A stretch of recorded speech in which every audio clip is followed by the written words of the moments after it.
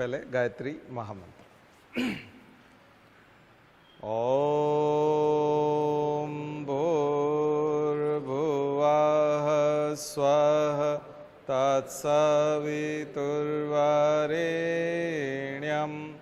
भर्गो देवस्य धीमहि धियो यो नः प्रचोदयात्। तो कल हम कमीशंस की बात कर रहे थे और इलेक्शन प्रोसेस है ना। तो इलेक्शन प्रोसेस में कहाँ पहुँचे थे? नोटिफिकेशन। हाँ, रीजनल पॉलिटिकल पार्टीज़, और वो तो मैंने आपको होमवर्क दिया था कि नेशनल पॉलिटिकल पार्टी और रीजनल पॉलिटिकल पार्टी की लिस्ट बना लीजिए, तो और उसकी शर्तें लिख लीजिए, क्योंकि हर साल एक थोड़ा सा कठिन है वो, तो उसको आप शर्तें जो है बना लीजिएगा कि नेशनल पॉलिटिकल पार्टी कब कहेंगे, नेशनल पार्टी कब होगी, तो क्या करना होता है नेशनल पार्टी के लिए। तो हाल ही में आम आदमी पार्टी को नेशनल पार्टी का दर्जा मिला है और वो विवादों में भी है, तो उसका सवाल बन सकता है। तो जो भी करंट अफेयर्स में चीज़ें होती है, जिसके ऊपर भी अखबार में न्यूज़ बनती है, टीवी पे डिबेट आती है, लोग चर्चा करते हैं और बहुत सारे कॉलम आते हैं न्यूज़ पेपर में, तो ऐसी चीज़ों के क्वेश्चंस बनते हैं, वही आपका सिलेबस हो जाता है। चाहे पॉलिटी हो, इकोनॉमी हो, इन्वायरमेंट हो, साइंस टेक हो, कहीं पे भी हो, तो वही क्वेश्चन का स्वरूप ले लेता है। तो एक तो ये कर लीजिएगा। दूसरा मैं जो बता रहा था, इलेक्शन प्रोसेस में नोटिफिकेशन के बाद में जो है, आप जानते हैं कि अभी नोटिफिकेशन हुआ था और जो इलेक्शन कमिश्नर थे और उनने जो है प्रेस कॉन्फ्रेंस की थी, उसके बाद मॉडल कोड ऑफ कंडक्ट लागू हो जाता है ना। और मॉडल कोड ऑफ कंडक्ट लागू हो जाता है और उसके बाद जो प्रोसेस होती है वो नामांकन की प्रोसेस होती है। और वो नामांकन मैंने बताया था कि आरओ के यहाँ फाइल होगा, रिटर्निंग ऑफिसर। जब भी कभी मेंबर ऑफ पार्लियामेंट के लिए इलेक्शन होते हैं तो वो रिटर्निंग ऑफिसर के सामने, यानी डिस्ट्रिक्ट कलेक्टर, तो हमारे यहाँ डिस्ट्रिक्ट कलेक्टर जो होते हैं वो रिटर्निंग ऑफिसर होते हैं। कभी कभी 2 रिटर्निंग ऑफिसर भी हो सकते हैं, क्योंकि जो पार्लियामेंट्री कॉन्स्टिट्यूंसी है उसमें 2 ज़िले आते हैं, तो या एक ही ज़िले में 2 पार्लियामेंट्री कॉन्स्टिट्यूंसी आती है, तो उनको 2 लोगों को फॉर्म डालना है। तो एक जगह पर वो किसी एसडीएम को या एडीएम को, जनरली एडीएम को आरओ बनाते हैं। आरओ बनना, रिटर्निंग ऑफिसर बनना, और एआरओ बनना, असिस्टेंट रिटर्निंग ऑफिसर बनना। एसडीएम जो होता है वो एमएलए का फॉर्म लेता है, ठीक है ना। एसडीएम जो होता है वो जनरली एआरओ बनता है और वो एसडीएम का फॉर्म लेता है। तो ये उसकी ज़िंदगी का बहुत सौभाग्य का दिन होता है, वो मानता है, क्योंकि जो आरओ होता है और एआरओ होता है वही बाद में सर्टिफिकेट भी वही इशू करेगा उसको विक्ट्री का, क्योंकि काउंटिंग के बाद में जब सर्टिफिकेट मिलेगा तो आरओ के ही सिग्नेचर होंगे कि हमारे यहाँ से इस कॉन्स्टिट्यूंसी से इस आदमी ने चुनाव जीता है, इतने वोटों से जीता है। उसी सर्टिफिकेट को लेकर के वो पार्लियामेंट में जाएगा और वहाँ उसको मेंबर माना जाएगा और उसको शपथ दिलाई जाएगी। तो एक तरह से कलेक्टर जो है वो सांसद को चुनाव जीतने का प्रमाण पत्र देता है और उसी के पास एक तरह से नामांकन फॉर्म उसका जमा होता है। फिर उसकी स्क्रूटनी होती है, उसकी जांच होती है। अभी आपने केस देख ही लिया तो वो क्वेश्चन आ जाएगा कि उसका नामांकन रिजेक्ट कर दिया गया। कौन सी जगह थी? खजुराहो में। खजुराहो जो सीट है वहाँ से समाजवादी पार्टी को मिली थी। कांग्रेस ने अपनी सीट किसको दे दी? समाजवादी पार्टी को दे दी कि मध्य प्रदेश में एक सीट हम आपको देते हैं, क्योंकि उनने, और कांग्रेस ने तो फॉर्म डाला नहीं, तो फॉर्म किसने डाला? समाजवादी पार्टी ने। और समाजवादी की पार्टी की जो महिला उम्मीदवार थी उन्होंने सिग्नेचर नहीं किए, या जो भी मसला है उसका, तो वो रिजेक्ट हो गया फॉर्म, तो वो रिजेक्ट हो गया। नाम वापस लेने की तारीख आती है उससे पहले, जब वो फाइनल फिर पब्लिकेशन होता है कि फाइनल अब उम्मीदवार कौन है। तो अब बीजेपी के सामने कोई उम्मीदवार ही नहीं है, बाकी सब निर्दलीय और ऐसे लोग होंगे, तो वो सीट तो आई गई, ठीक है। तभी वो बोल रहे हैं ये लोकतंत्र की हत्या है। तो ये चीज़ें जो है इतनी ज़्यादा न्यूज़ में आती है, तो आपको पता होना चाहिए कि प्रोसेस क्या है। और ये प्रोसेस में से कहीं कोई क्वेश्चन इंटरव्यू में तो पक्का बनेगा। अगर आप एमपी से हैं, खजुराहो के आसपास, टीकमगढ़, उधर कहीं बुंदेलखंड से, उधर से कहीं से आप हैं बॉर्डर से, तो आपके बायोडाटा में लिखा होगा उसमें डेप में, और आपके एप्लीकेशन में जब ये सब एड्रेस होगा तो अपने आप क्वेश्चन बनेगा आपसे कि खजुराहो की वो घटना बताइए जिसमें महिला उम्मीदवार का नामांकन निरस्त हो गया था, उसके बारे में आप क्या जानते हैं? रिटर्निंग ऑफिसर ने ऐसा क्या देखा? तो इसलिए वो 4 सेट में, वो बोल रहे थे कि हम 4 सेट में फॉर्म डलवा रहे हैं। हम सबसे बोल रहे हैं 4-4 सेट में लेके आइए, एक रिजेक्ट होगा तो दूसरा देख लेंगे, तीसरा देख लेंगे। एक तो ये मैडम ने एक ही सेट में दिया, फिर दूसरा उनसे जब कहा गया आपके सिग्नेचर नहीं है तो उन्होंने कहा मैं आती हूँ, थोड़ा मीडिया से बात कर लूँ, फिर आती हूँ। तो पता नहीं क्या कॉन्स्पिरेसी है या क्या है, पता नहीं, लेकिन जो भी है ये इशू तो आ गया। तो ये इलेक्शन जिस भी साल होता है उस साल ये इशू रहता है, तो आपको इलेक्शन प्रोसेस बिल्कुल जो है क्लियर होनी चाहिए। उसके बाद वही डे ऑफ काउंटिंग, थोड़ा जा कर के इस साल इलेक्शन कमीशन की वेबसाइट पे जाकर के तमाम मैनुअल्स होते हैं, चेकलिस्ट होते हैं, उसको जाके देखिए। Election commission of India ECI की वेबसाइट पे जब आप जाएंगे तो वहाँ पर मैनुअल्स मिलेंगे और कुछ चेकलिस्ट मिलेंगी कलेक्टर के लिए, जैसे RO के लिए मिलेगी, तो RO का मतलब कलेक्टर के लिए। तो कलेक्टर के लिए पूरा निर्देश होगा कि 1 महीने पहले की तैयारी कैसे करनी है, 48 घंटे पहले कैसे तैयार, 72 घंटे पहले का एक मैनुअल होगा कि 72 घंटे पहले आपको रेंडमाइजेशन करना है, मशीनों का रेंडमाइजेशन करना है, आपको जो पॉलिटिकल पार्टीज जो पोलिंग पार्टीज जाएंगी, पोलिंग पार्टीज का मतलब जो मतदान अधिकारी हैं, पोलिंग ऑफिसर्स जाएंगे, उनका रेंडमाइजेशन करना है। तो ये सब आपका काम है, और उनके खाने की व्यवस्था देखना है, पोलिंग बूथ जो है उनका प्रॉपर मैनेजमेंट देखना है, सिक्योरिटी जो है, जो जहाँ बहुत ज़्यादा सेंसिटिव एरिया है वहाँ पर जो जो पैरामिलिट्री फोर्स है वो भी लगेगी, है ना, हथियार वाले, या मध्य प्रदेश के हैं तो मध्य प्रदेश सशस्त्र सेना वाले लगेंगे, तो आर्म्ड फोर्सेस वाले लगेंगे। तो कितने लोग लगेंगे, कौन से जगह पर, उसकी हिस्ट्री क्या है, फिर सेक्टर मजिस्ट्रेट जो मैंने आपको बताया था, जोनल मजिस्ट्रेट और सेक्टर ऑफिसर होते हैं, उन सब के लिए, तो सबके लिए बुकलेट्स हैं, 80-80 पेज 60-60 पेज की बुकलेट है। आप सरसरी निगाह से उसको PDF को पलटते हुए देखेंगे तो आपको एक आइडिया आ जाएगा कि आखिर कैसी तैयारी होती है, 48 आवर्स पहले कितनी तैयारी है, 24 घंटे पहले कौन सी तैयारी है, और फिर डे जो पोलिंग डे है, जिस दिन मतदान होगा उस दिन सुबह से कलेक्टर को क्या करना है, उसके पॉइंट्स दिए हुए हैं, उसको बस उसको चेकलिस्ट में चेक करते जाना है, टिक लगाते जाना है कि ये मैंने कर लिया है, ये मैंने सबको बोल दिया है, ये वाला काम मैंने कर लिया है। शाम तक वो सारे टिक हो जाएंगे, मतलब आपका काम परफेक्ट है। तो चुनाव आयोग ने जो है सभी के लिए बुकलेट बनाई, पोलिंग बूथ के लिए भी है, यानी कि प्रेसाइडिंग ऑफिसर जो होता है उसके लिए भी है, एजेंट के लिए भी है, और खुद कैंडिडेट के लिए भी कि कैंडिडेट को क्या क्या ख्याल रखना है। और फिर 3 प्रकार के ऑब्जर्वर होते हैं ताकि किसी प्रकार की कोई सेटिंग ना हो, EVM की सेटिंग ना हो या कोई भी, क्योंकि इतना आसान नहीं होता EVM की सेटिंग करना। एक तो सारे कलेक्टर देश के चोर हों, बेईमान हों, 750 SP जो हैं वो बेईमान हों, फिर जो ऑब्जर्वर आएंगे वो सारे बेईमान हों, तब जा कर के कहीं सेटिंग के चांसेस हैं, और बहुत मुश्किल है ना। हमारे कॉन्टेक्ट में ही कम से कम 200-250 लोग हैं सब करके जो चुनाव में लगते हैं। कोई न कोई एक आदमी तो आके हमको बोल ही देता है कि सर हमने वहाँ ऐसा ऐसा किया, हमसे करवाया गया, हमारी आत्मा सब खत्म हो गई उस दिन, हमने देखा कि सब बर्बाद हो गया, मतलब हम कहाँ आ गए। ये सब हमारे पास हैं ऐसे स्टूडेंट जो गलत काम करने के बाद कन्फेशन कर सकते हैं। तो मुझे नहीं लगता है कि आज तक किसी ने नहीं बोला, इसका मतलब EVM सेटिंग होना बहुत मुश्किल काम है, बहुत मुश्किल काम है। इतने अच्छे टेक्नोक्रेट इनके पास नहीं है, किसी पॉलिटिकल भारत में इतने इंटेलिजेंट लोग ही नहीं हैं कि वो जो है EVM को सेट कर डाले। इतना इंटेलिजेंट होता तो भारत पता नहीं कहाँ पहुँच जाता, है ना। इंडिया में हम वर्ल्ड की टॉप इकोनॉमी वैसे ही बन जाता है अगर हम EVM सेट कर लें तो, ठीक है ना, पॉसिबल नहीं है। मैं साइंस का स्टूडेंट हूँ, उस नाते प्रशासन में रहा हूँ, उस नाते स्टूडेंट्स को पढ़ाता हूँ, उस नाते मैं बोल रहा हूँ कि उसमें चांसेस नहीं है। हाँ, असंभव नहीं है, असंभव कोई भी चीज़ नहीं होती, इम्पॉसिबल नहीं है। लेकिन मैं जो यहाँ की ब्यूरोक्रेसी को जानता हूँ, यहाँ के कर्मचारियों को जानता हूँ, वो औंधा सीधा कर देंगे। कहीं कहीं हो सकता है कि सारे वोट ही कांग्रेस को चले जाए, उल्टा भी हो सकता है, उनसे गलत बटन दब जाए तो। क्योंकि मुझे नहीं लगता कि यहाँ इतने परफेक्ट लोग हैं, यहाँ बताते क्या है और करते क्या है लोग। बहुत ही ज़्यादा मूर्खतापूर्ण ब्यूरोक्रेसी है, बहुत लोअर लेवल पे तो और बुरी हालत है। तो बहुत मुश्किल है ये सब सेट होना पाना। 3 तरह के ऑब्जर्वर होते हैं जो हमेशा दूसरे स्टेट से आते हैं। वो 3 ऑब्जर्वर होते हैं। एक जनरल ऑब्जर्वर होता है, जनरल ऑब्जर्वर जो IAS होता है, IAS ही होता है सामान्यतः, ये IAS होता है हमेशा। और ये किसी दूसरे राज्य से आता है, दूसरे राज्य में, यानी मध्य प्रदेश में आएगा तो ओडिशा का आएगा, ओडिशा का आएगा, या फिर अरुणाचल का आएगा, या फिर तमिलनाडु का आएगा।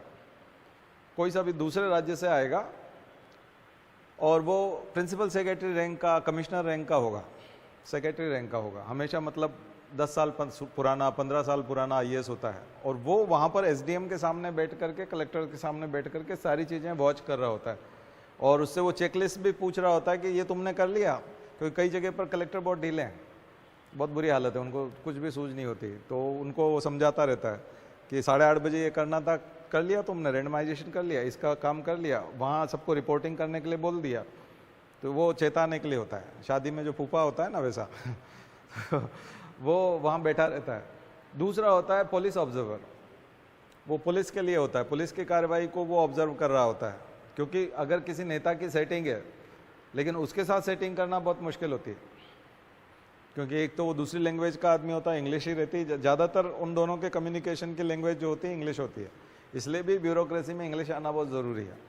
हिंदी मीडियम के बजाय इंग्लिश को इसलिए प्रेफर करते हैं कि आप जब वर्किंग में उसमें जब जाएंगे तो वहाँ पर आपको इंग्लिश ही मिलेगी, तो कम से कम उसके निर्देशों को आप समझ सकें, यस सर नो सर तो कर सकें, वो क्या बोल रहा है, बोलना जरूरी नहीं है इंग्लिश में, लेकिन टूटी फूटी इंग्लिश ऐसी होनी चाहिए कि कम से कम उसको समझा भी सकें कि आप कर क्या रहे हो, जवाब भी दे पाएँ। तो इस लायक तो होना ही चाहिए आदमी, क्योंकि ये करना पड़ता है, ये मिनिमम है। और 90% मैंने जो ऑब्जर्वर देखे हैं वो इंग्लिश ही बोलते हैं, क्योंकि वो दूसरे स्टेट से आते हैं, तो उस स्टेट की लैंग्वेज दूसरी होती है, यहाँ की दूसरी। तीसरा ऑब्जर्वर होता है फाइनेंशियल ऑब्जर्वर। फाइनेंशियल ऑब्जर्वर ये हिसाब किताब देखते हैं। फाइनेंशियल ऑब्जर्वर आईआरएस ऑफिसर होते हैं, चाहे कस्टम के हों, चाहे इनडायरेक्ट टैक्स के हों, चाहे डायरेक्ट टैक्स। आजकल कस्टम वालों को इनडायरेक्ट टैक्स वाला हम लोग आईआरएस बोलते हैं, रेवेन्यू सर्विस, क्योंकि जीएसटी देखते हैं वो, सेंट्रल जीएसटी, इसलिए वो इनडायरेक्ट टैक्स है। और वो direct tax, income tax, IRS income tax, ये दोनों के जो अधिकारी होते हैं ये आते हैं फाइनेंशियल ऑब्जर्वर के तौर पे, और ये उम्मीदवार के खर्चे का ख्याल रखते हैं, और ये बात तक करते हैं, जब चुनाव का रिजल्ट आ जाता है उसके 7-8 दिन बाद तक इनका काम चलता रहता है, और फाइनल फिर उसको क्लीन चिट देते हैं। और नहीं तो कई बार, फिर मैंने आपको बताया था, इलेक्शन पिटिशन, क्या बोलेंगे, इलेक्शन पिटिशन, इलेक्शन इशू दूसरी चीज़ है, इलेक्शन इशू सीधा सुप्रीम कोर्ट जा सकता है, लेकिन इलेक्शन पिटिशन हमेशा हाई कोर्ट जाएगी, सबऑर्डिनेट कोर्ट नहीं जाएगी। तो इलेक्शन से संबंधित कोई भी डिस्प्यूट होंगे तो उसको कहा जाएगा इलेक्शन पिटिशन, और वो हाई कोर्ट में जाएगी, और वो ये सब हो सकता है। पुलिस ऑब्जर्वर वाला मामला भी, यानी कि इससे जुड़ा हुआ, अगर किसी की मिली भगत थी, कलेक्टर ज़्यादा मिलता जुलता था विधायक से या सांसद से, एसडीएम मिला हुआ था, ये भी आप शिकायत कर सकते हैं। उसने हमारा खर्चा ज़्यादा जोड़ दिया, उसका कम जोड़ दिया, ये शिकायत हो सकती है। दारू बांटी गई थी, ये हो सकता था। साड़ी पे हाथ का पंजा या कमल का फूल छपा हुआ था, ऐसी साड़ी बांटी थी, इसका शिकायत हो सकती है। कुछ भी हो सकता है, कोई भी चीज़ है। जितने भी डिस्प्यूट्स हैं वो सब इलेक्शन पिटिशन कहलाते हैं, चुनाव याचिका, ठीक है। तो मुझे लगता है अभी जो इन दिनों में खूब खबरें आएंगी उससे आप जो है परिचित होंगे। तो ये है इलेक्शन प्रोसेस, और लास्ट में डिक्लेयर हो जाएगा चुनाव, मतगणना होकर के काउंटिंग होगी। काउंटिंग में counting supervisor, counting agent, counting supervisor जो होते हैं वो एम्प्लॉय होते हैं, वही जो पोलिंग ऑफिसर बने थे उनमें से हो सकते हैं, ठीक है। और बाकी वो काउंटिंग एजेंट जो होगा वो कैंडिडेट का होता है, तो कैंडिडेट के बिहाफ पे वो वहाँ बैठता है। कैंडिडेट खुद भी वहाँ प्रेजेंट रहता है, लेकिन वो अपने सारे जो काउंटर्स होते हैं, एक एक काउंटर पे एक एक मशीन के साथ, एक एक काउंटर पे फिर बार बार मशीन आएगी, तो बार बार मशीन आएगी, तो वो उस काउंटर नंबर 1 का काउंटिंग एजेंट होगा, तो आपको अपॉइंट करना पड़ता है, तो कैंडिडेट जो है वो अपॉइंट करता है, ठीक है। ये सारा प्रोसेस है, ये सब वाइंड अप हो। अच्छा, एक और चीज़ है कि इलेक्शन कमीशन का काम है ना, साल भर चलता रहता है। इलेक्शन कमीशन का काम ऐसा नहीं है कि केवल इलेक्शन के टाइम पे चलता है, इसलिए मैंने बताया था कल electoral roll, common electoral roll, उसको बोलते हैं जनरल इलेक्टोरल रोल। जो विधानसभा और लोकसभा के लिए इलेक्टोरल रोल होता है उसको बोलते हैं जनरल इलेक्टोरल रोल, और जो पंचायत और म्यूनिसिपैलिटी के लिए होता है उसको स्टेट इलेक्शन कमीशन बनाता है, और वो पंचायत इलेक्टोरल रोल कहलाता है, ठीक है। तो उसका नाम जनरल इलेक्टोरल रोल, एक पंचायती राज बोलते हैं हम लोग उसको, इसीलिए पंचायती राज बोलते हैं। तो 2 तरह के इलेक्टोरल रोल चलते हैं, मतदाता सूची, हिंदी में बोले तो मतदाता सूची, ठीक। तो अब आते हैं हम लोग रिफॉर्म्स में। तो रिफॉर्म्स तो अभी पिछले दिनों बहुत सारे हुए हैं। एक तो एडीआर, सॉरी एडीआर है, क्या नाम है उसका, वो जो एनजीओ है, एडीआर है, हाँ।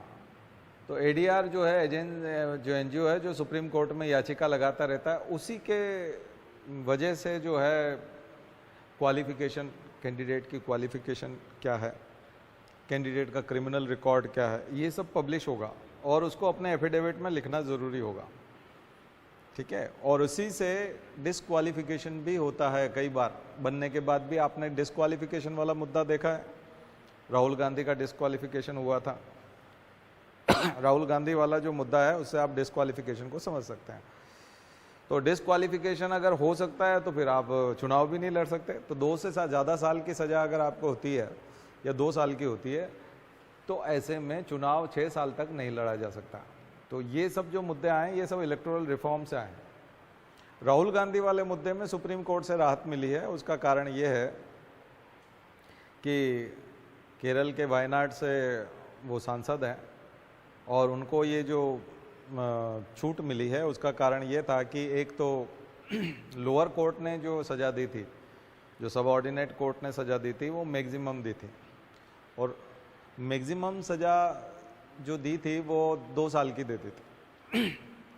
और मानहानि जो हम लोग बात करते हैं 499, 498, 500, 501, 2 जो भी आईपीसी की धाराएं हैं, ये सब डिफेमेशन की है। तो ये डिफेमेशन की जितनी भी किसी की इज्जत खराब हुई है कुछ बोलने से, तो उसको राहत दी जाती है कि तो सामान्यतः इसमें जो सज़ा दी जाती है वो कोर्ट उठने तक की सज़ा दी जाती है कि शाम को 5 बजे तक जब तक कोर्ट ख़त्म नहीं हो जाती तब तक उस बेंच पे बैठ जाओ, बस ऐसी सज़ाएं होती हैं, सांकेतिक होती, सिंबॉलिक होती। उसकी कोई ऐसी सख्त सज़ा कभी भी नहीं होती। या फिर 1 दिन की जेल देते हैं कि 1 दिन आपको जेल में रहना होगा। लेकिन यहाँ उन्होंने पूरे 2 साल की सज़ा दी जो मैक्सिमम है, पूरी मैक्सिमम है, यानी फुल सज़ा है। और एक तरह से वो फर्स्ट टाइम ऑफेंस है क्योंकि तो उन्होंने यही सिद्ध करने की कोशिश की कि आदतन है, ये खिलाफ बोलते रहते हैं, सबकी इज्जत उतारते रहते हैं, ऐसा मतलब ये है इनका। तो उनका तो एक्सक्यूज़ वो था एक तरह से। लेकिन यहाँ पर जब हाई कोर्ट में गए तो हाई कोर्ट के ऊपर ये था कि एकदम से रेमेडी नहीं दे सकते, तो हम आपको जमानत दे देंगे, जमानत जैसे वहाँ मिली है जैसी जमानत यहाँ मिल जाएगी, तो जमानत मिल जाएगी। लेकिन ये हम आपको राहत नहीं दे सकते कि हम आपकी सज़ा को मतलब उसमें उसके ऊपर रोक, स्टे नहीं लगा सकते, सज़ा के ऊपर स्टे नहीं लगा सकते, क्योंकि आखिर लोअर कोर्ट ने इतने समय तक आपके मामले को सुना है, तो हम एकदम से आपके मामले में एकदम से सज़ा को कैसे रोक दें, तो हम रोक नहीं सकते। उसके लिए हमें भी सुनना पड़ेगा, तो हमें समय चाहिए। तो अभी आप जमानत लेके जाइए, बाकी सज़ा आपकी 2 साल ही रहेगी, क्योंकि 2 साल से कम करने के लिए हमें सोचना पड़ेगा। लेकिन जब सुप्रीम कोर्ट गए इस मामले को लेके, तो सुप्रीम कोर्ट ने साफ साफ ये कहा कि ये क्या तरीका है कि आप मैक्सिमम सज़ा दे ही, आप 1 साल और 364 दिन की सज़ा दे सकते थे, उससे वो संसद सदस्य बना रहता है, एमपी बना रहता है व्यक्ति। लेकिन आपने जानबूझ करके 2 साल की सज़ा दी ताकि वो सांसद के पद से छुट्टी हो जाए। तो इसमें इंटेंशन लग रहा है, मतलब इसमें उन्होंने साफ साफ कहा कि ये थोड़ा सा गड़बड़ है और इसलिए इसको स्टे किया जाता है, ठीक है ना। इसको बाद में देखेंगे, लेकिन बाकी ये स्टे दे दिया उन्होंने, जो हाई कोर्ट स्टे मांग रहे थे वो स्टे दे दिया, तो उनकी उसी समय में सज़ा जो है वो स्टे लग गया और लोअर कोर्ट का वो मामला जो है वो हाई कोर्ट वाला वो कोई मतलब नहीं रहा उसका, तो संसद सदस्यता बहाल हो गई। तो ये पूरा ड्रामा जो हुआ है, इसमें जुडिशरी भी है, इसमें पॉलिटिक्स भी है, मीडिया भी है, इसने बहुत जगह ली है, बहुत जगह ली। ऐसे ही लक्षद्वीप का मामला था उस सांसद का। तो ऐसे जब भी मामले होते हैं डिस्क्वालिफिकेशन के, यही क्वालिफिकेशन भी है, यही चीज़ क्वालिफिकेशन भी है कि यानी नया आदमी जो लड़ने के लिए आ रहा है उसके पास ये चार्जेस तो नहीं है, लेकिन हीनियस क्राइम्स जो हैं, अच्छा जो मीडिया से बाहर है वो मैं बता देता हूँ आपको। कुछ हीनियस क्राइम्स होते हैं जैसे कि किसी महिला को जिंदा जला देना, या रेप का है, या कोई और ऐसा किसी के घर में घुस करके बीड़ को लेकर घुसना और फिर उसकी हत्या कर देना। ऐसे जो पॉलिटिशियंस पे क्राइम लगते हैं उसके लिए अगर एक दिन के लिए भी अगर कन्विक्शन हुआ है, एक दिन के लिए भी, 2 साल की बात नहीं है, तब भी वो चुनाव लड़ने लायक नहीं रहेगा। हीनियस क्राइम, जो बिल्कुल ही जघन्य अपराध जिसको बोलते हैं, अगर उसके अंदर कोई है, हालांकि ऐसे अपराधों के लिए तो फिर और ज़्यादा सजा होती है, लेकिन अगर आपको शामिल माना गया है कि आप शामिल हैं, जैसे आप ससुर हैं और आपके लड़के ने और 3-4 लोगों ने मिलकर के किसी बहू को जलाया, आपकी बहू को जलाया, लेकिन आपने दरवाज़ा बाहर से बंद कर दिया था ताकि वो भाग न सके, तो इसके लिए ठीक है कि आपको अभी वो वाली सज़ा तो नहीं मिल रही है। हालांकि सज़ा सबको एक जैसी मिलती है, लेकिन हो सकता है कि आपको सज़ा किसी कारण से कम मिले, क्योंकि आप बोल दो मुझे तो सुनाई नहीं दिया, मैं तो कान में मशीन लगती है और वो तो मेरे से गलती से लग गया था, या किसी प्रकार का बहाना, मैं तो वहाँ बाहर था, मैं तो लौट रहा था, मैं तो दरवाज़ा खोल रहा था, जो गवाह बोल रहा है वो तो मुझे दरवाज़ा लगाता हुआ वो दिख रहा है, जबकि मैं तो दरवाज़ा खोल रहा था, कुछ भी बोल सकता है। हो सकता है कि उसको शंका के कारण, लेकिन अगर आप उसके अंदर हैं तो फिर चाहे 2 साल की सज़ा हो या ना हो, ये कुछ चीज़ें मीडिया में भी नहीं है। जब आप आरपीए पढ़ेंगे, आरपीए 1951, तो फिर उसमें अच्छे से डिस्क्लोज किया हुआ है, तो बहुत सारी चीज़ें तो वही है, जो मीडिया में नहीं आया वो फिर वहाँ मिलेगा, ठीक है ना। लेकिन डिस्क्वालिफिकेशन इस साल हुआ है और साल भर चर्चा में रहा है, तो इस बार मैंने जितने भी मुद्दे पॉलिटी के बताए हैं वो सब कौन से हैं, ये हैं। इसके अलावा राइट टू रिकॉल जो फ्यूचर में शायद आएगा, नोटा बटन, नोटा जो आया था, ऐसे ही एडीआर जैसे ही एक सिविल लिबर्टीज़ यूनियन है जो सिविल लिबर्टीज़ के लिए काम करता है, उस एनजीओ को भी पढ़िएगा, दोनों को पढ़िएगा, सिविल लिबर्टीज़ और ये एडीआर। और नोटा का बटन अगर किसी को कोई नॉन ऑफ द अबव कोई उम्मीदवार पसंद नहीं आता है, तो ये कब से आया है। ईवीएम मशीन के ऊपर खूब चर्चा होती है, इसलिए ईवीएम के ऊपर भी एक शॉर्ट नोट तैयार कीजिए कि ईवीएम सबसे पहले कब आई थी, सबसे पहले कौन से चुनाव में उपयोग में आई थी, भारत में जो ईवीएम है वो मशीन कौन कौन बनाती है, कोई कौन सी कंपनी बनाती है। 2 टाइप की ईवीएम मशीन्स होती हैं, है ना। लगभग सभी इलेक्शन भारत में अब ईवीएम से होते हैं, तो ईवीएम वर्सेस बैलेट बॉक्स, ठीक है, तो उसके बैलेट पेपर से चुनाव लड़ाना, मतलब चुनाव करवाना, और ईवीएम से चुनाव करवाने में क्या अंतर है, ये भी बनेगा एक क्वेश्चन, ठीक है। तो इस तरह से इलेक्टोरल रिफॉर्म में आपको ये चीज़ें लिखनी है। बहुत सारी चीज़ें हैं इसमें, लेकिन खास जो है मैंने बताने की कोशिश। चलिए दूसरा कमीशन देखते हैं।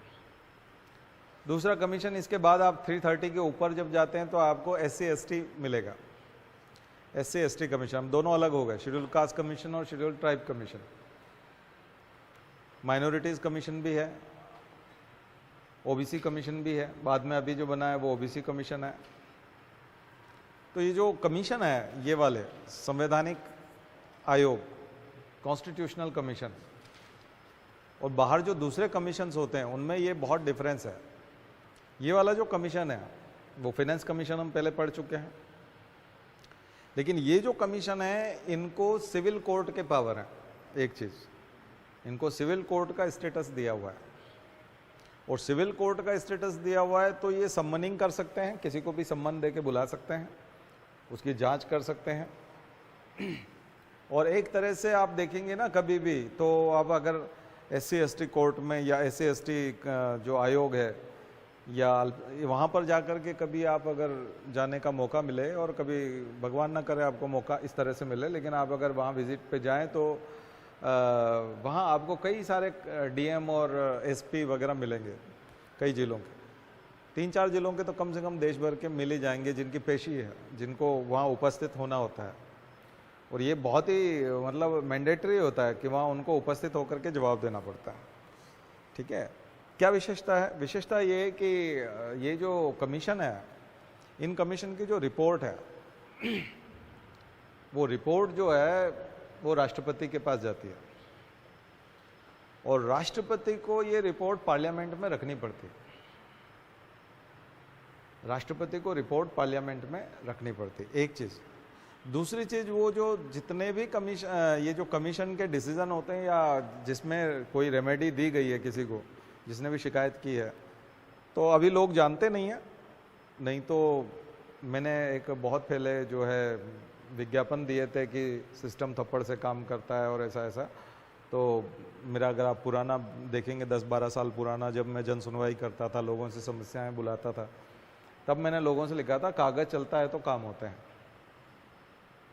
कागज़ चलता है तो कोई SC/ST का आदमी है, कोई महिला है, कोई अल्पसंख्यक है, कोई OBC का है, और अगर अपने कमीशन में कोई निवेदन करता है कि मेरा इस डिपार्टमेंट में ये काम बिल्कुल नहीं हो रहा है और मैं जा के परेशान हो गया और मुझे इस कम्युनिटी का होने की वजह से परेशान किया जा रहा है, इस टाइप का लेटर अगर चला गया तो तबीयत से एक बहुत खतरनाक लेटर उस बॉस को आएगा, पक्का आएगा। कोई भी कागज़ को खा नहीं सकता, ध्यान रखिए। कागज़ हमेशा काम करता है, कागज़ हमेशा बोलता है, कागज़ हमेशा चिल्लाता है। कागज़ बहुत खतरनाक चीज़ है, ठीक है। कागज़ से ही नौकरी लगती है, कागज़ से ही नौकरी जाती है। आप जो IAS बनेंगे कुछ नहीं होगा, एक कागज़ ही आएगा और आप IAS हो जाएंगे, और किसी दिन आप IAS नहीं रहेंगे कागज़ की वजह से ही। जेल भी आप कागज़ से ही जाते हैं, वारंट आता है, पुलिस वाले उठा ले जाते हैं, बिना कागज़ के कुछ नहीं होता, ध्यान रखिए। आज भी मैसेज और व्हाट्सएप के इस ज़माने में भी कागज़ ही आएगा। पुलिस वाला जब उठा के ले जाएगा तो कागज़ लेके आएगा, ऐसा नहीं कि व्हाट्सएप में मैसेज दिखा देगा, कागज़ ही लेके आएगा, फोटो वोटो नहीं दिखाएगा, कागज़ आएगा, सीधा सीधा कागज़। इसलिए कागज़ चलता है तो काम होते हैं, उसका मतलब ये है कि अगर इन कमीशन को अगर आपने रिपोर्ट कर दिया, इन कमीशन को यदि आपने कर दिया तो वो अकाउंटेबल है, उनकी अकाउंटेबिलिटी बहुत ज़्यादा है, उनको करना ही पड़ेगा। वो सम्मन देंगे उसको, संबंधित कलेक्टर को, SP को, तुम्हारे ज़िले में ये व्यक्ति, इसकी शिकायत तुम्हारे विरुद्ध आई है, तुम आकर के जवाब दो, उसको दिल्ली जाके जवाब देना पड़ेगा। उससे पहले वो सब कागज़ लेके जाएगा, यानी जो भी उस व्यक्ति का मसला है उससे पूछेगा भाई क्या किया तूने, क्या है, क्या झंझट है, बता दे। फिर वो बोला नहीं तुम्हारे तहसीलदार ने गड़बड़ किया, तहसीलदार तू मरवाएगा मुझे, सबसे पहले इसका एक काम कर। फिर वहाँ वो क्लोजर रिपोर्ट लेके जाएगा, इनका काम हो चुका है, ये संतुष्ट हैं, इन्होंने लिख के दिया है, ये वो, तब जा कर के उसकी वहाँ इज्जत रहेगी थोड़ी बहुत। और ये जो चीज़ है ये फिर संसद के पटल पे जाती है कि ऐसी ऐसी एप्लीकेशंस आई थी, उनका निराकरण किया गया है। तो होता क्या है कि संसद को और कोई ऐसी कोई चीज़ नहीं है, लेकिन वहाँ पर एक सबसे बड़ी चीज़ है अकाउंटेबिलिटी की, कि ये जो कमीशन है इनका पावर ये है कि जहाँ नहीं किया गया है वहाँ उनको जवाब देना पड़ेगा, कि ये कारण बताना पड़ेगा कि ये क्यों नहीं किया गया है, संसद को जवाब देना पड़ेगा कि ये क्यों नहीं किया गया। इसलिए उसमें पेंडेंसी नहीं रह सकती, आप पेंडिंग नहीं रख सकते। अब बात समझ में आई, लिपापोती नहीं हो सकती, यानी कोई पेंडिंग नहीं रहेगा। अब ये बात सब लोग नहीं जानते, तो अभी आप पूरे सिलसिलेवार अगर कमीशन को देखें तो क्या इंपॉर्टेंस है। आयोग आपत्तियां लेता है, आयोग शिकायतें लेता है, आयोग आरोप को लेता है, यानी कोई भी किसी के खिलाफ आरोप लगाता है, शिकायत कर सकते हैं, वो लेता है, रिपोर्ट बनाता है साल भर की, फिर उस पर कार्रवाई करता है, उन शिकायतों पे उस पर कार्रवाई करता है, और पूरी कार्रवाई के बाद में एक रिपोर्ट बनती है कि साल भर में 1100 प्रकरण आए, 2500 प्रकरण आए, 40,000 प्रकरण आए, उनमें से इतने का निराकरण हो चुका है, इतने का नहीं हुआ है। राष्ट्रपति को जाता है, राष्ट्रपति सदन के पटल पर रखते हैं, फिर जहां पर नहीं हुआ है वहां कारण पूछा जाता है, ये क्यों नहीं हुआ। तो ये बहुत बड़ी ताकत है, संसद से पूछ लेना, राष्ट्रपति की निगरानी में आ जाना कि ये चीजें नहीं हुई है, ऑब्जेक्शन, आपत्ति है, ये दिक्कत है, और उसी से अकाउंटेबिलिटी आती है। इसलिए जो कॉन्स्टिट्यूशनल कमीशन है इसको ध्यान से पढ़ेंगे तो आपको समझ में आएगा, पढ़िएगा, ठीक है। कॉन्स्टिट्यूशनल कमीशंस, खास करके SC/ST commission, minority commission, women, महिला आयोग नहीं है उसमें कॉन्स्टिट्यूशन में, लेकिन पिछड़ा वर्ग आयोग, ठीक है, ये आयोग है। इसके अलावा पहले योजना आयोग हुआ करता था जो एक्स्ट्रा कॉन्स्टिट्यूशनल है, कई लोग उसको अनकॉन्स्टिट्यूशनल लिख देते हैं, तो थोड़ा वो मत लिखिएगा, है ना, एक्स्ट्रा कॉन्स्टिट्यूशनल जो स्टेच्यूटरी भी नहीं है, not a constitutional nor neither constitutional nor statutory. NITI Aayog दोनों ही नहीं है, स्टेच्यूटरी भी नहीं है, बल्कि वो केवल और केवल एक तरह का नोटिफिकेशन है, गाइडलाइन है ना। तो वो जो नीति आयोग है वो प्लानिंग कमीशन का अब 2014-15 में तो यूपीएससी ने नीति आयोग का फुल फॉर्म पूछा था, 2 साल तक पूछा था, ठीक है। अब बहुत ही सिली क्वेश्चन था, लेकिन उस समय में वो बना था तो शायद उसका प्रमोशन ही कर रहे थे, विज्ञापन ही था वो एक तरह से, नीति आयोग। लेकिन नीति आयोग जो है कोई वैसा कमीशन नहीं है जैसा योजना आयोग है, ना ही वो SC/ST कमीशन जैसा है, ना ही वो फिनेंस कमीशन जैसा है।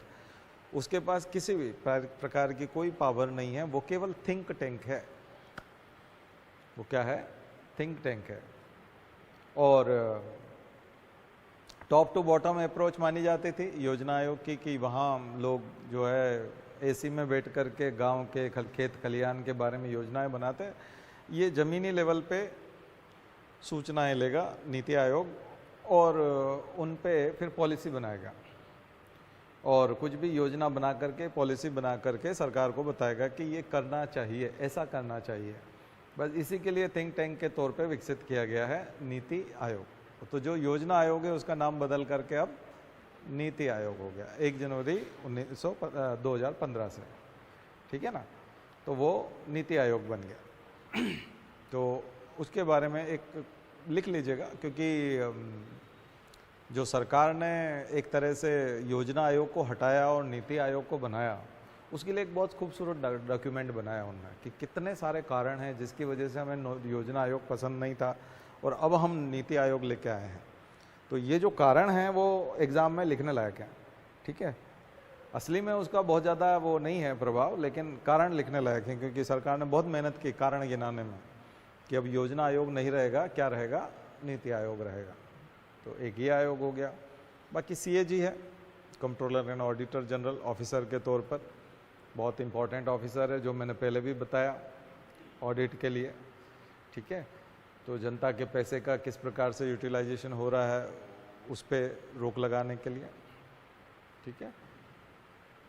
इसके अलावा हाँ, लिंग्विस्टिक माइनॉरिटी ऑफिसर है। तो ये सारे ऑफिसेज हैं। इसके अलावा कुछ रिफॉर्म्स और हैं जो पॉलिटिकल रिफॉर्म्स कहे जा सकते हैं, और संविधान के विकास के साथ साथ, यानी हमारे समय के साथ साथ जो विकसित हुआ देश, उसके साथ साथ ये आए हैं बहुत सारे। आप एक वेबसाइट देखते हैं कि नहीं, PRS इंडिया, PRS इंडिया की वेबसाइट देखिएगा। उसमें साल भर का लोकसभा राज्यसभा में पेंडिंग बिल कौन से हैं, कौन कौन सा इनेक्टमेंट हुआ है, वो सब भी उसमें मिलेंगे।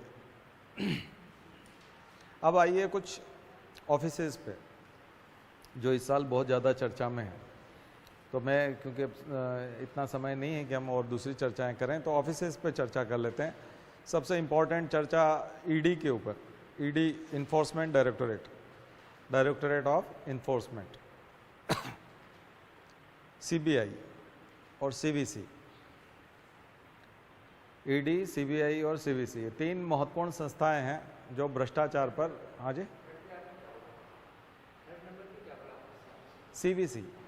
CVC central vigilance commission, CBI central bureau of investigation, CBI। ED बाद में आया है, सबसे पहले आया है CBI, तो CBI से शुरू करते हैं, ठीक है। CBI central bureau of investigation आया जब सेकेंड वर्ल्ड वॉर चल रहा था, तो अंग्रेज लेके आए थे इसको, क्योंकि उसमें बहुत सारा करप्शन था।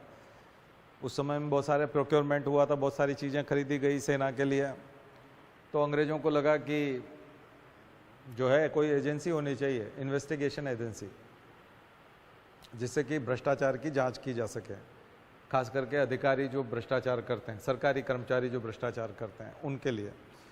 तो CBI आम आदमी पे भी होती है, लेकिन CBI ज़्यादातर सरकारी कर्मचारियों पे शिकंजा कसती है करप्शन के अगेंस्ट। तो उस समय में जब आए, अंग्रेज चले गए, तो उसके बाद उस समय में अंग्रेज जब लेके आए थे, तो इसको भी कोई स्टैट्यूटरी बॉडी के तौर पर नहीं आया था अलग से, बल्कि दिल्ली पुलिस इस्टेब्लिशमेंट एक्ट जो है उसका एक हिस्सा है CBI। दिल्ली पुलिस का एक पार्ट है CBI, और वो पूरे देश में जो है वो जांच कर सकते हैं। तो इस बार जो मुद्दा उठा था CBI का, जो क्यों चर्चा में रही, CBI का मिसयूज़ करती है पॉलिटिकल पार्टी, ये तो बहुत पुरानी बात है। कांग्रेस भी खूब करती थी, इसलिए एक जो विनीत नारायण केस है सुप्रीम कोर्ट का, उसमें उन्होंने कहा था कि सीबीआई केस्ड पैरेट है, पिंजरे का तोता है, तो केस्ड पैरेट बोला था उसको। ये सुप्रीम कोर्ट के जज ने बोला था विनीत नारायण केस में, ठीक है। तो सीबीआई में जो अब जब हम सीबीआई की बात करते हैं इसमें विनीत नारायण केस बोलते हैं, तो ये एक तरह से केशवानंद भारती है। तो केशवानंद भारती केस जो आप संविधान का देखते हैं, जो संविधान में केशवानंद भारती की जगह है, वो विनीत नारायण केस में, विनीत नारायण केस की सीबीआई के अंदर ये वो जगह है। तो इससे आप अंदाजा लगाइए। तो विनीत नारायण केस पढ़िएगा, वो सीबीआई के बारे में बहुत अच्छे से बताता है। तो सीबीआई केस्ड पैरेट है, यानी जो भी सत्ता होती है उसको जो रटा देते हैं वही रट्टू तोता होता है, वही बोलता है। तो सत्ता जो है वो दुरुपयोग करती है, जो भी जिसकी भी सत्ता होती है उसका मिसयूज करता है। तो ये कॉमन है, सुप्रीम कोर्ट भी मान चुका है, तो अभी भी होता है, ठीक है, उससे कोई वो लेना देना हमको नहीं है। हमारा मानना ये है कि सीबीआई जो है उसमें किसी राज्य में, किसी भी राज्य में जाकर के क्या जांच कर सकती है, तो उसके लिए दो वर्ड है, एक है जनरल कंसेंट, जनरल कंसेंट, और एक होता है स्पेशल कंसेंट एक तरह से। तो जनरल कंसेंट का मतलब ये है कि सीबीआई चूंकि सेंट्रल ब्यूरो ऑफ इन्वेस्टिगेशन है और जितने भी राज्य हैं फेडरल सिस्टम में, वो जांच करने के लिए जनरल कंसेंट तो एक तरह से उन्होंने दी हुई है। इसलिए सीबीआई जैसे राजस्थान में जाना चाहती थी, जब वहाँ कांग्रेस की सरकार थी, ममता बनर्जी के यहाँ जाना चाहती थी, वहाँ तृणमूल कांग्रेस की सरकार है, बीजेपी की नहीं है। तो बीजेपी शासित राज्यों में तो सीबीआई को कोई दिक्कत नहीं आती, लेकिन उन्होंने क्या किया है कि हम अपनी जनरल कंसेंट जो अपने आप होती है, स्यूमोटो, मतलब अपने आप ही लागू हो जाती है कि जनरल कंसेंट है, मतलब आम सहमति है कि हाँ सीबीआई आए और किसी को भी उठा ले जाए और जांच करे, कोई प्रॉब्लम नहीं है हमको। उन्होंने कहा देखो ऐसा है कि सीबीआई हमारे से बिना पूछे यहाँ नहीं आ सकती, और सीबीआई को जो जनरल कंसेंट एक तरह से मिली हुई है हम उसको वापस लेते हैं। तो पश्चिम बंगाल ने, राजस्थान ने, तमिलनाडु ने, ऐसे बहुत सारे राज्यों ने जो बीजेपी के नहीं हैं, वहाँ पे चीफ मिनिस्टर बीजेपी के नहीं है, सत्ता नहीं है, उन्होंने कहा हम अपनी जनरल कंसेंट को वापस लेते हैं। अब आपको स्पेसिफिक कंसेंट लेनी होगी। हर केस में आप हमारे पास आएंगे कि हम इस केस में यहाँ घुसना चाहते हैं और इस व्यक्ति को पकड़ना चाहते हैं, तब हम आपको परमिशन देंगे, तब जाइए। तो आपने देखा था कि वेस्ट बंगाल में पिछले साल वो सीबीआई के ऑफिसर को ही गिरफ्तार कर लिया, उसी के खिलाफ एफआईआर करके उसको जेल में डाल दिया। अब आईपीएस को जेल में डाल रहे हैं, ठीक है ना। तो ये सब चीज़ें जो है, ये कॉन्फ्लिक्ट हो गया। तो ये तो आपका मतलब सेंट्रल गवर्नमेंट का कोई ऑफिसर है, राज्य सरकार ने उसको जेल में डाल दिया। कल आपने देखा कि उसने, ममता बनर्जी ने उसके खिलाफ एनआईए के ऑफिसर्स जो थे उनके खिलाफ एफआईआर कर दिया कि तुम रात में क्यों घुसे।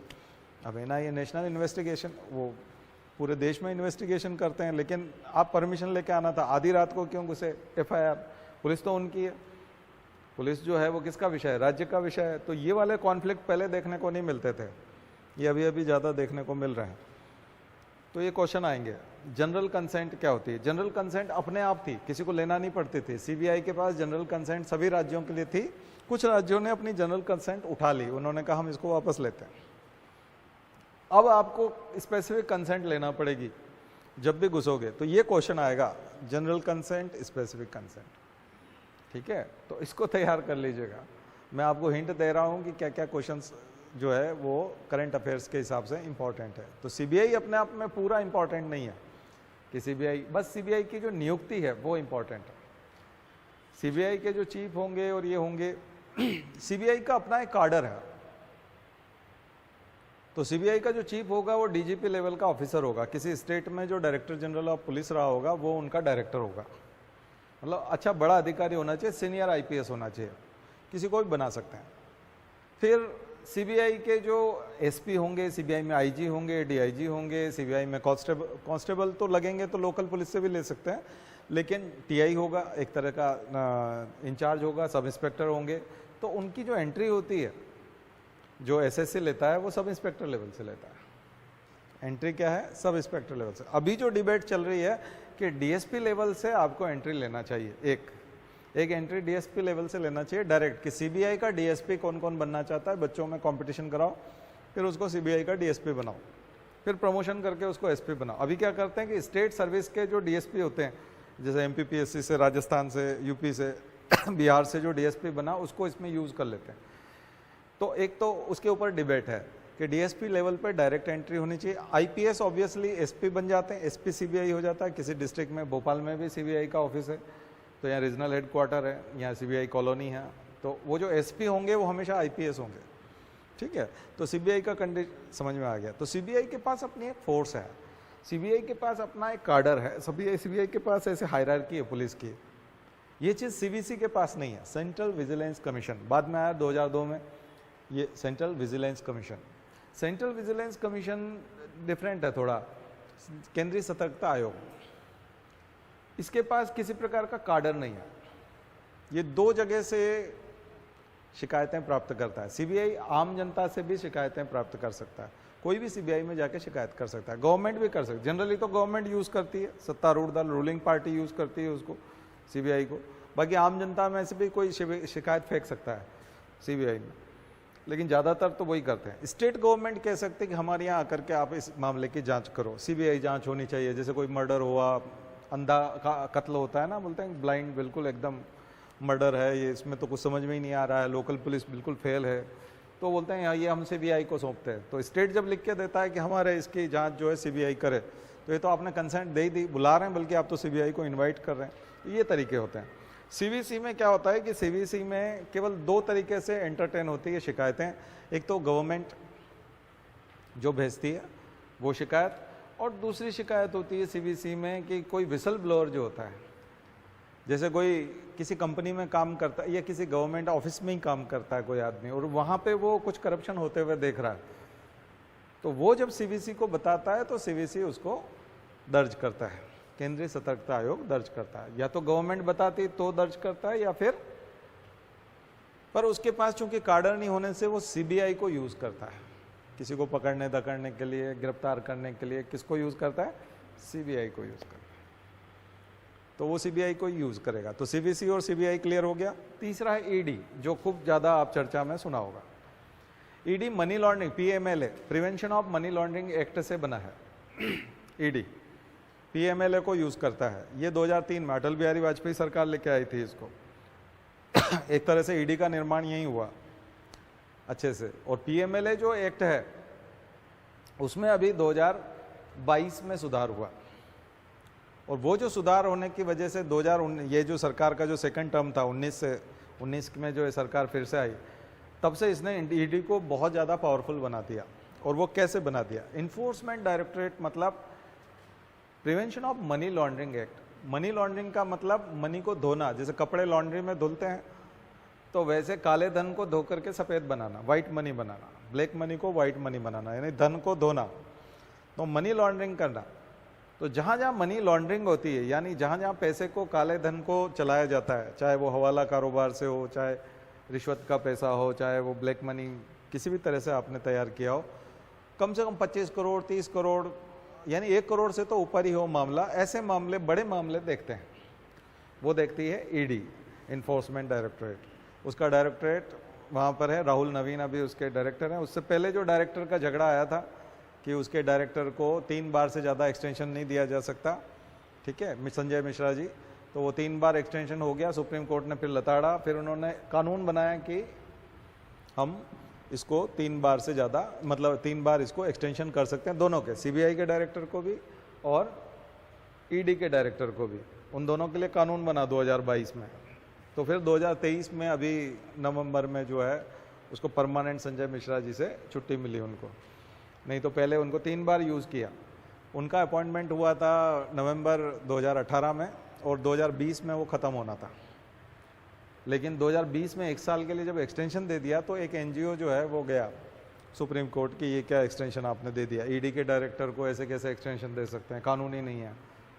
तो फिर बाद में कानून बनाया गया, 2021-22 में कानून बनाया, और कानून बना करके एक्सटेंशन दिया, लेकिन सुप्रीम कोर्ट ने उनको बुलाया और कहा कि हम ये कानून का नहीं सुनना चाहते कि तुमने कानून बनाया, तुम ये बताओ कि जब कानून तो था नहीं, तो हमने तो मैंडेमस जारी किया था, और हम मैंडेमस के तहत आपसे पूछ रहे थे कि इसका क्यों किया, उसका जवाब कहाँ है, वो दो। बोले नहीं ऐसा, वो कर दिया ना हमने, अब 3 बार एक्सटेंशन कर सकते हैं। बोले नहीं, वो हमको नहीं जानना। तो बहुत भयंकर सरकार वर्सेस चंद्रचूड़ जो है 2-3 बार हो गया है, बहुत ही खतरनाक है। ठीक है, और अभी चलता ही जा रहा है, तो ये पता नहीं कहाँ रुकेगा, लेकिन बहुत खतरनाक है। तो इसको जरूर पढ़िएगा, डिबेट में रहा है, खूब सारे न्यूज़पेपर रंगे पड़े हैं इस चीज़ से, तो इसको समझिएगा। तो सीबीआई डायरेक्टर भी एक तरह से और उसके जो बहुत सारे रीजनल डायरेक्टर होते हैं, सब वसूली करते रहते हैं। सबसे बड़ी प्रॉब्लम है ईडी की सबसे बड़ी प्रॉब्लम है लो कन्विक्शन रेट। 0.5% लोग ही सजा पाते हैं, इसलिए उस पर शंका होती है कि ये बदला लेने का एक टूल है, क्योंकि 200 लोग गिरफ्तार होते हैं तो 199 छूट जाते हैं, एक ही आदमी दोषी साबित होता है, 200 पे 199 छूटते हैं, और एक आदमी को सजा कोर्ट मानता है कि ये दोषी है, वो कन्विक्ट होता है। तो कन्विक्शन रेट कितना है? 0.5%। इसका मतलब है कि ईडी जबरदस्ती परेशान करता है लोगों को, फालतू में ही परेशान करता है, क्योंकि तुम सजा तो दिलवा नहीं पाते, प्रूव तो कर नहीं पाते कोर्ट में। तो कोर्ट में प्रूव करना ईडी के बस की बात नहीं है। इसको प्रूव करने के लिए कि ईडी के अंदर 2 बदलाव किए गए 2022 में, वो समझ लीजिए। एक चीज, जनरली जब भी ईडी आता था 2022 से पहले तो उसको नियरेस्ट पुलिस स्टेशन पे एफआईआर करवानी पड़ती थी। पुलिस स्टेशन पे एफआईआर करवा के फिर उसको वो गिरफ्तार कर पाता था। पहले एफआईआर होती थी, फिर उसके घर पे छापा डलता था, तो एफआईआर हो जाती थी, एफआईआर लेकर के वो फिर घर जाते थे, बोले तुम्हारे खिलाफ एफआईआर है, तुम्हें अरेस्ट किया जाता है, तुम्हारे घर पे हमको सर्च वारंट भी है, तो हम यहाँ वो करेंगे। इससे छूट मिल गई है अभी नए कानून में। नया कानून जो अभी नई सरकार ने अभी जो सेकंड टर्म में बनाया, इसमें उन्होंने ईडी को पावर दे दिया और पीएमएलए में संशोधन कर दिया। तो अमेंडमेंट ये कर दिया कि अब ईडी को नियरेस्ट पुलिस थाने में जाने की जरूरत नहीं होगी, वो खुद ही एफआईआर काट सकेगी, उसे पुलिस के अधिकार दे दिए कि ईडी के ऑफिसर जो आईआरएस ऑफिसर है, जो पुलिस के ऑफिसर नहीं है, उनको पावर होगा कि वो एफआईआर काट सकते हैं आईपीसी के तहत, और वही मनी लॉन्ड्रिंग वाला पीएमएलए के तहत। तो ये तो बहुत बड़ा बात हो गई, क्योंकि क्या होता था कि जैसे राजस्थान है तो राजस्थान में कांग्रेस सरकार है, बंगाल में तृणमूल कांग्रेस है, टीएमसी है, वो पुलिस थाने वाला जो है वो नहीं करेगा एफआईआर, तो यहाँ छूट मिल गई। अब इनको उससे ज़रूरत ही नहीं है, ये जाके सीधा अटैक करते हैं, एफआईआर खुद ही काट के ले जाते हैं। और एक और चीज़ है, जो आर्टिकल 20 आप पढ़ते हैं, सेल्फ डिस्क्रिमिनेशन वाला, कि किसी भी आदमी को आप खुद के खिलाफ गवाही देने के लिए बाध्य नहीं कर सकते, ठीक है। दोष सिद्धि से संरक्षण, यानी आप दोष सिद्ध करने के लिए आप ट्राई करो ना। दरअसल पुलिस क्या करती है कि 3rd डिग्री दे के पीट पाट के उसको उगलवाना चाहती है, जबकि नियम यह है कि हम कुछ नहीं बताएंगे और हम लास्ट टाइम तक कुछ भी नहीं बताएंगे, आपको प्रूव करना। आप इन्वेस्टिगेशन करो, खोजबीन करो, और खोजबीन करके जितना इन्वेस्टिगेशन करना है करो, और उससे प्रूव करो, उस इन्वेस्टिगेशन से प्रूव करो कि इसने हत्या किया। उससे नहीं, आप नहीं कर सकते, उससे पूछ करके और फिर आप कहोगे अच्छा ये सारा है। तो यहाँ पीएमएलए एक्ट में संशोधन करके ईडी के ऑफिसर्स को छूट दी है कि आप यदि उगलवा सके अगर किसी से कुछ, तो उसको वहाँ एविडेंस मान लिया जाएगा। पुलिस के पास जो भी इकबालिया बयान होता है, जिसमें भी वो स्वीकार करते हैं कि हमने ये अपराध किया है, उसको कोर्ट में नहीं माना जाता है। आर्टिकल 20 की वजह से उसको कोर्ट में मान्यता नहीं है। लेकिन पीएमएलए एक्ट में ये संशोधन हुआ कि अगर ईडी ऑफिसर ने अगर सामने वाले से उगलवा लिया और उसने उस ऑफिसर के सामने बोल दिया और उसने नोट कर लिया, तो वो कोर्ट में माना जाएगा कि ये उसने कहा है। तो ये तो बहुत खतरनाक चीज़ है। ये खतरनाक चीज़ इसलिए है कि अगर उसने नहीं भी कहा और उसने लिख दिया कि इसने कहा है, तो उसको तो मान लिया जाएगा। बात समझ में आई ना। तो ये संजय सिंह, अरविंद केजरीवाल, ये सब इसी बात का वो कर रहे हैं कि ये हमने कहा ही नहीं इनको, या फिर ये जिसका बोल रहे हैं कि उसने कहा कि इसने। दरअसल अभी ईडी जितने भी लोगों को पकड़ रही है वो ये है कि हम तुमको इसलिए पकड़ रहे हैं ताकि तुमको हम बंद रख सकें, ऐसा कुछ बताओ, तो पहले हम तुमसे कुछ पूछें, इसलिए पकड़ रहे हैं। तो बहुत ही खतरनाक चीज़ है कि उसने किया है या नहीं किया है वो एक अलग चीज़ है, वो उस कानून का दुरुपयोग शुरू हो गया है।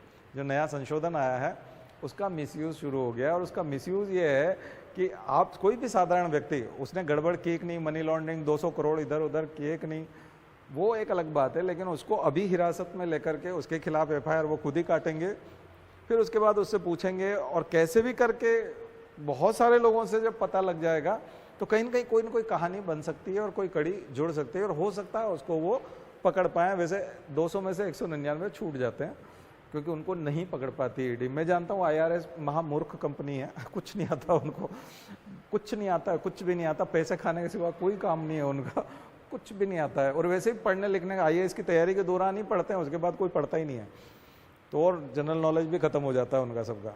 सिर्फ पैसा बनाने की मशीन है, वो पैसा बनाते हैं अपने लिए और अपने आकाओं के लिए, उसके अलावा और कुछ भी नहीं है, ठीक है ना। तो फर्जी है पूरा, बाकी आपको समझा दिया हमने। तो ये इंपॉर्टेंट चीज़ है, दोनों संशोधन जो इस साल के लिए याद रखिएगा, ठीक है। चलिए शांति पाठ। ओम द्यौ शांति अंतरिक्षगम शांति पृथ्वी शांतिराप शांति औषधय शांति वनस्पतय शांतिर्विश्वे देवा शांतिर्ब्रह्म शांति सर्वगम शांति शांतिरेव शांति सामा शांतिरेधि। ओम शांति शांति शांति सर्वारिष्टासु शांतिर्भवतु। बोले गायत्री माता की, परम पूज्य गुरुदेव की, परम वंदनीय माता जी की। हम सुधरेंगे, हम बदलेंगे, एक बनेंगे। जन्म जहाँ पर, अन्न जहाँ का, ज्ञान जहाँ से, वह है प्यारा। देश की रक्षा कौन करेगा?